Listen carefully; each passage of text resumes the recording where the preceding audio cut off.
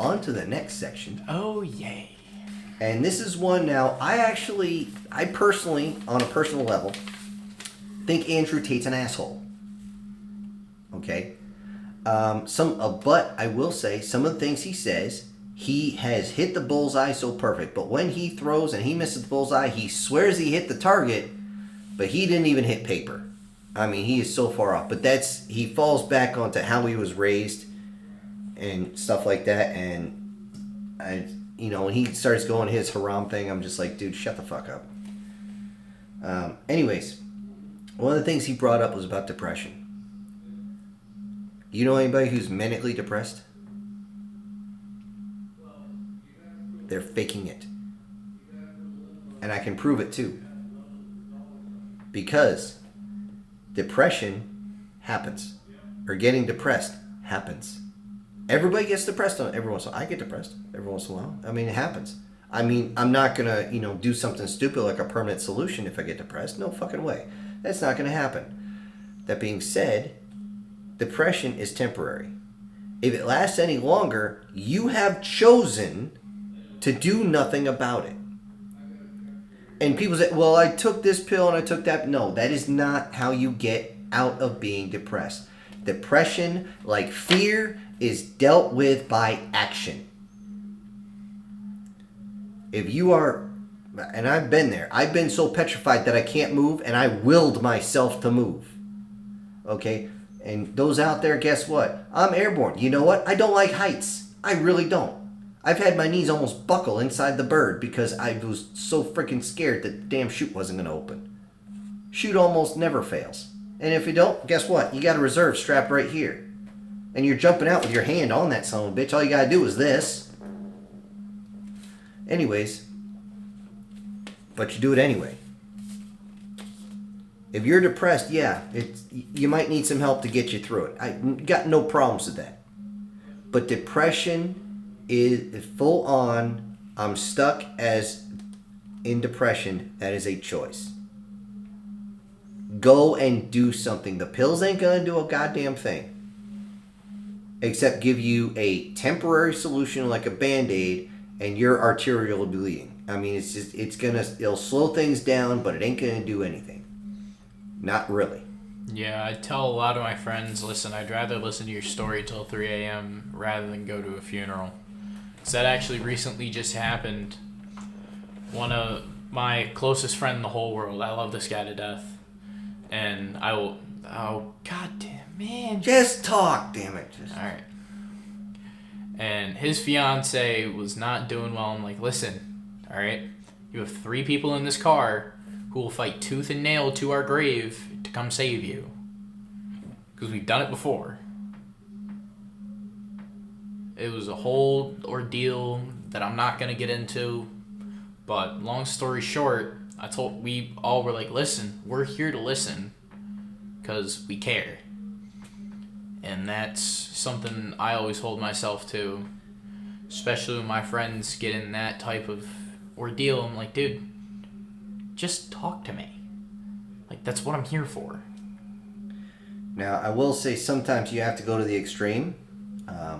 I'll give you two things that happened to folks I knew who were on the edge there.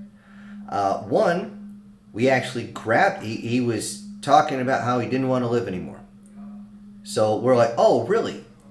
We grabbed him, we dragged him out of the barracks, literally dragged him kicking and screaming. We threw him in the back of a truck. We had to hold him down the whole time. I guess he thought we were going to go and throw him in a vat of ice and remove his kidneys or something. We took him to the lake. We walked down the pier, and we chucked his ass in as far as we could throw him. And then we walked back to the shoreline. He swam back to the pier, crawled himself out, screaming at us, why would you do that? I didn't say anything. His actual best friend said, well, I guess you weren't ready to die. Guess what? You saved yourself. So get over it. And guess what? He took action at that point. That's what matters, people. That's what matters.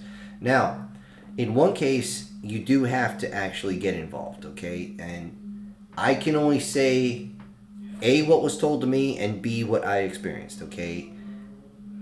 With my unit, we had a certain code that said, I don't care where you are, unless you are literally, watching your kid be born, you get your ass to whatever address is there. I've only had this happen one time, but every unit has one. If you don't, you need one. And we got the code, we got the address, hopped in the car, and I hurried there. By the time I got there, it was pretty packed. There's a guy's house, not a lot of places to park. I get up to the front door, and just as I tap on the door, a guy opens it, slams a Beretta in my chest, and goes, "Get this out of here." And he turns around, slams the door shut. I'm like, what the hell? I check it, it's loaded. I drop the magazine, clear it, then I take it apart. I'm like, what the hell's going on? By then, another couple guys had come out. What's going on? I said, I don't know, but dude, I just got handed this. And he said, "Get this out of here." It may or may not have ended up someplace very, very broken. As in also very, very in many more pieces than it should be.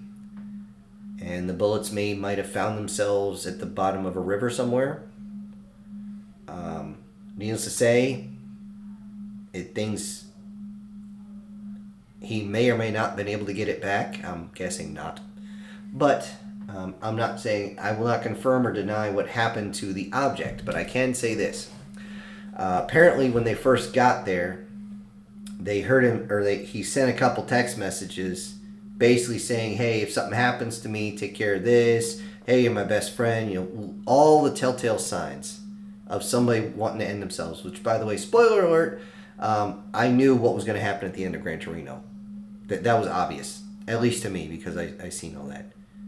It's a good movie. You should watch it. I didn't quite ruin anything. Anywho's, apparently he was actually holding this thing to his forehead or to somewhere in his head, and somebody actually tackled him to the ground, tore it out of his hand. He said he pistol whipped the guy a couple times with it just to knock some sense into him. But that's when he sent out the message like, hey, everybody get here.